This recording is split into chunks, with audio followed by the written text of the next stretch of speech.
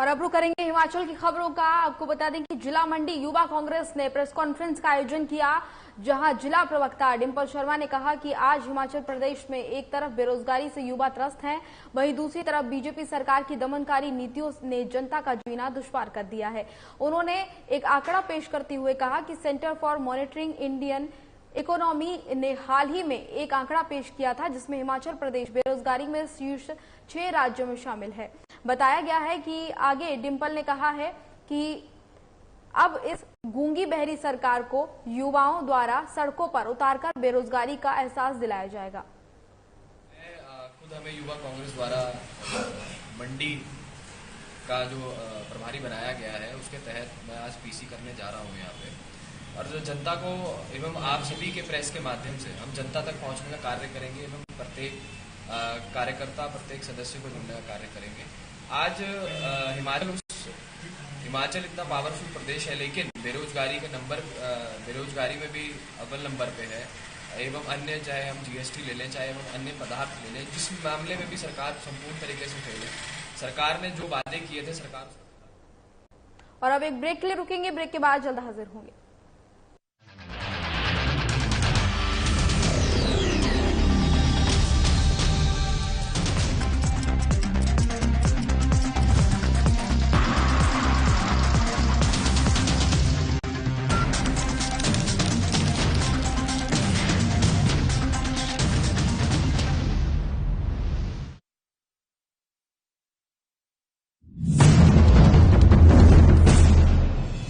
केंद्र सरकार का एक इंजन जिस योजना को शुरू करता है, राज्य सरकार का दूसरा इंजन उस योजना को तेज गति से आगे ले जाता है। अब जैसे आयुष्मान भारत योजना का उदाहरण है, इस योजना को आगे बढ़ाते हुए राज्य सरकार ने हिम केयर योजना शुरू की और ज्यादा लोगों को 5 लाख रुपए तक के मुफ्त इलाज के दायरे में लाई। बड़े बड़े संकल्प कैसे सिद्धि तक पहुंचते हैं, हिमाचल इसका जीता जागता उदाहरण है। हिमाचल वासी स्वस्थ और सेहतमंद रहें, दीर्घायु हो, इसके लिए डबल इंजन की सरकार निरंतर प्रयासरत है। केंद्र सरकार की आयुष्मान और राज्य सरकार की हिम केयर योजना गरीबों का संबल बन रही है। इन दोनों ही योजनाओं में 5 लाख रुपए तक के उपचार की निशुल्क सुविधा दी जा रही है। आयुष्मान या हिम केयर कार्ड होने पर मरीज सरकारी या चुनिंदा निजी अस्पतालों में निशुल्क इलाज करा सकता है। मेरी मदर श्रीमती फूला अवस्थी, जो कि जनवरी 20 में अस्पताल में दाखिल हुई थी, इनको अस्थमा प्रॉब्लम थी और बीपी और थोड़ा हार्ट की प्रॉब्लम भी हो गई थी। हमने हिम केयर कार्ड बनवाया हुआ था, जिससे इनको एडमिट होने पर पूरी सुविधा प्राप्त हुई, फ्री में दवाइयाँ मिली। गरीब परिवारों के लिए जो कि अपना रोजी रोटी कमा के दवाइयों का खर्च नहीं पूरा कर पाते हैं, उनके लिए ये बहुत अच्छी योजना है। हम इस सरकार का बहुत धन्यवाद करते हैं। गरीब की पीड़ा को करीब से समझने वाले जयराम ठाकुर ने ये सुनिश्चित किया है कि राज्य में कोई भी व्यक्ति पैसे की तंगी के कारण इलाज से वंचित न रहे। हिम केयर योजना में प्रत्येक पात्र लाभार्थी परिवार के 5 सदस्यों को शामिल किया जा सकता है। अगर किसी परिवार में 5 से अधिक सदस्य हैं, तो उनके 2 कार्ड बनाए जाएंगे। इस योजना का लाभ प्राप्त करने के लिए कोई आयु सीमा निर्धारित नहीं की गई है। डबल इंजन सरकार की दोनों स्वास्थ्य योजनाएं जरूरतमंदों की पीड़ा दूर करने में संजीवनी साबित हो रही हैं। हम एक गरीब फैमिली से बिलोंग करते थे जी, और सरकार ने हमारे को बहुत हेल्प दी हिम केयर कार्ड की जी। इस हिम केयर कार्ड की वजह से आज मैं दूसरी बार भी ठीक हो गई जी। मैं सरकार का बड़ा बड़ा धन्यवाद करती हूँ जी। राज्य में आयुष्मान भारत योजना के तहत 4,32,000 परिवारों को गोल्डन कार्ड जारी किए गए हैं। जुलाई 2022 तक इस योजना में 1,49,000 लाभार्थियों को 187.53 करोड़ रुपए की निशुल्क चिकित्सा सहायता उपलब्ध कराई गई। जो परिवार आयुष्मान भारत योजना के पात्र नहीं है, या सरकारी अथवा सेवानिवृत्त कर्मचारी नहीं हैं, ऐसे लोगों के लिए जयराम सरकार की हिम केयर योजना मददगार साबित हो रही है। जन स्वास्थ्य सुरक्षा से जुड़ी इस योजना के तहत 6,18,000 परिवारों को हिम केयर हेल्थ कार्ड जारी किए गए हैं।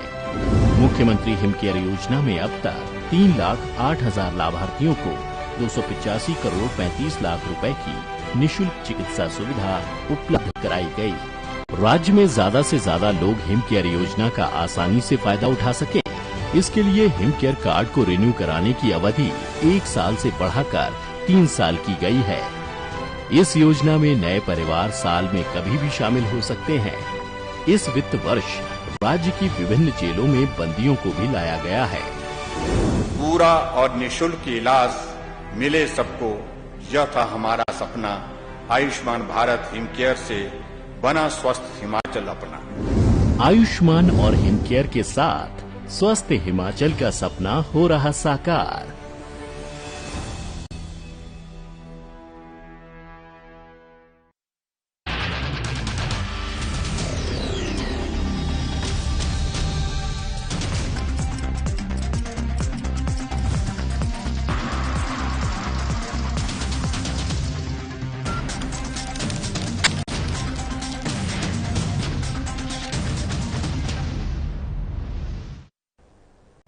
ब्रेक के बाद स्वागत है आपका। आगे बढ़ेंगे। नालागढ़ में एक बार फिर कांग्रेस में चुनाव से पहले गुटबाजी देखने को मिल रही है। दरअसल एमएलए लखविंदर राणा और इंटक प्रदेश अध्यक्ष हरदीप बाबा के समर्थकों में जुबानी जंग शुरू हो गई है, और जिसे लेकर हिमाचल कांग्रेस के प्रदेश सचिव योगेश्वर राणा ने नालागढ़ में प्रेस कॉन्फ्रेंस की, और जिसमें उन्होंने कहा कि इंटक प्रदेश अध्यक्ष को पार्टी से निष्कासित करने के लिए ब्लॉक नालागढ़ ने प्रस्ताव पारित करके आलाकमान को सिफारिश की है।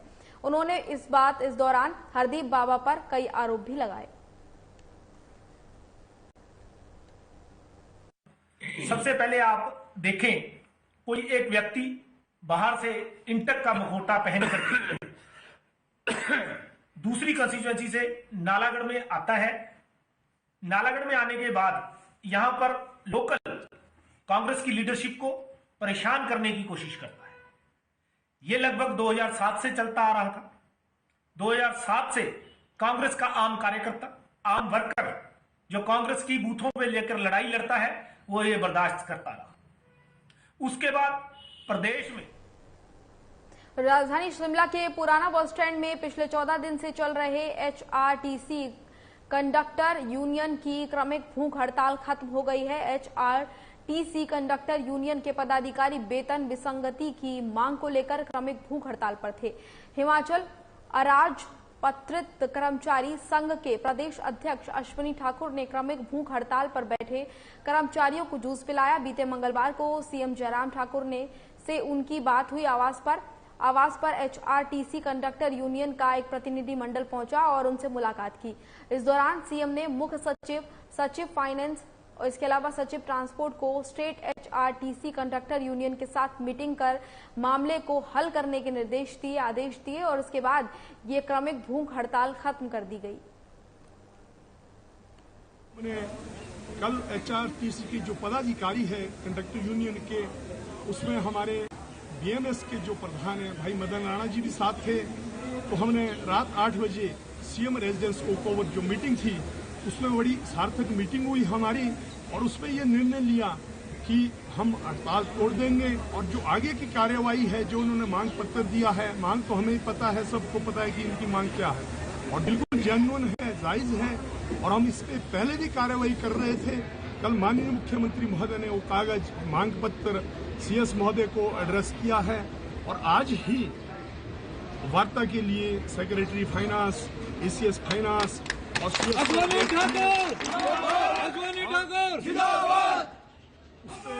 हम भी मीटिंग में जाएंगे। मैं होंगे, राजेश शर्मा जी होंगे, और बहुत जल्द। पालमपुर में पत्रकार से बातचीत के दौरान कुलपति प्रोफेसर हरिंद्र कुमार चौधरी ने जानकारी दी कि कृषि विश्वविद्यालय पालमपुर और लिस्टेस्टर विश्वविद्यालय इंग्लैंड ड्यूल डिग्री पाठ्यक्रम आरंभ करेंगे और वहीं नवीन प्रौद्योगिकियों के उपयोग को लेकर विद्यार्थियों और फैकल्टी के लिए लघु अवधि प्रशिक्षण पाठ्य कार्यक्रम भी संचालित किए जाएंगे। इस सारी कवायद की प्रस्तावना तैयार की गई है और ऐसे में प्रस्तावना के मूर्त रूप लेने पर दोनों देश के विद्यार्थी एक दूसरे के विश्वविद्यालय में शिक्षा ग्रहण कर सकेंगे। वहीं उन्हें ड्यूल डिग्री भी प्रदान की जाएगी। वहां के कुलपति महोदय से डॉक्टर निशांत से बात करने के उपरांत मैंने कई चर्चाएं की कि अब हम कार्य किस तरह से करेंगे। दोनों विश्वविद्यालय छुटपुट हम 20 साल से मैं अकेला आपके साथ अपनी लैब के